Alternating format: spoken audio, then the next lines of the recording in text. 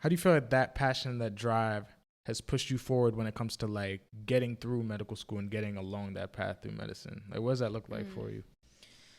Um, well, to elaborate on what you said about like Mm-hmm. my passion and stuff, I believe that it's important to help kids because if we do not help them early, my fear is when they become adults, they will not continue to trust the system, and they would avoid seeing doctors. They would avoid getting surgeries that they need. Um, but anyway, going back to my drive with medical school is very hard. There are many times in where I always doubt myself and wonder, am I really cut out for this? Should I just go back into the visual arts? Is there anything else I could do better?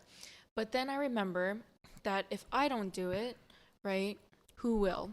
Because out of all the medical students and out of all the surgeons and physicians in the world, how many of them actually have a visual arts background? You know, because back then, Hippocrates, the father of medicine, he said, um, where art is loved, I think, I forgot the quote, but something along the lines is, where art is love, humanity is saved. I'm not sure, but you guys could search up the Hippocrates quote. Um, but I really do believe that for medicine to succeed, we need to incorporate other aspects like the visual arts, because the visual arts has helped me not only with being more creative with things, but also doing well with the human anatomy.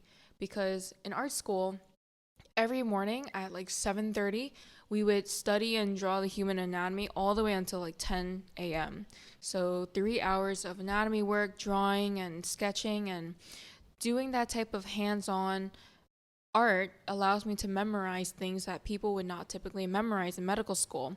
That's why if I were to operate, um, I could already visualize everything inside without having to open it. Hmm. So that's why I think it's good for me to keep going, because who else will? Yeah, Yeah. that's good. And I think even the point you mentioned there about the visual arts, like I never would have even really thought of that, of how like that helps you with sort of the visualization of Mm-hmm. like going through stuff like anatomy and kind of understanding, yeah, being able to, I guess, even translate that to something like surgery. Mm-hmm. And so that's, I think, an incredible aspect to me. And I do want to ask you kind of on that point. I know you mentioned even like using art to kind of help like pediatric patients in the future and stuff like that. Do you feel like there's any ways that we can incorporate in, especially like in medical education, you know, but also like in healthcare in general, so those more like visual or like there's just different aspects that could be a benefit? Mm. Well, I think it's good to practice visual arts in terms of explaining diseases, for example, because medical students were good at explaining things verbally, and we use very complex terms. But when it comes to our patients who may be everyday folk and they may not be that educated in terms of STEM, uh, if we're able to draw it out for them, it could definitely help. For example, if I'm trying to operate on a baby and the mommy or daddy does not understand how exactly I'm going to operate, I will just draw it out. So let's say an inguinal hernia for a little boy, they don't exactly know what exactly is a inguinal ring, right? So I will Yeah. visually draw it out and show them the small intestine protruding from that ring.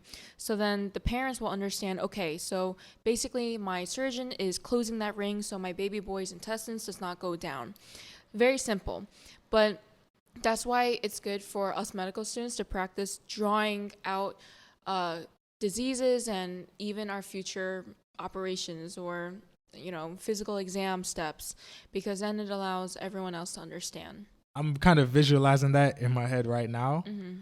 of like what that would look like to be able to really draw things out to try to help patient understand things Mm-hmm. better. I Yeah. think that I could imagine that would definitely help in terms of like physician and patient communication and understanding and being on the Mm-hmm. same page and being Mm-hmm. able to connect. And so almost kind of makes me think like I might need to get my art skills up a little bit, you Yeah, know, but and even like not just parents, but also children. Like let's say you have a child, a patient who is nonverbal, like they're autistic. mm-hmm. They cannot verbally tell you, "Oh, where hurts," because they just cannot do so. But a good practice is if you have a diagram of a human body for them and tell them to draw it or show where it hurts with using a red marker or whatnot. Because I've done that in the past, and it actually helps the kids with verbal communication disabilities to express themselves.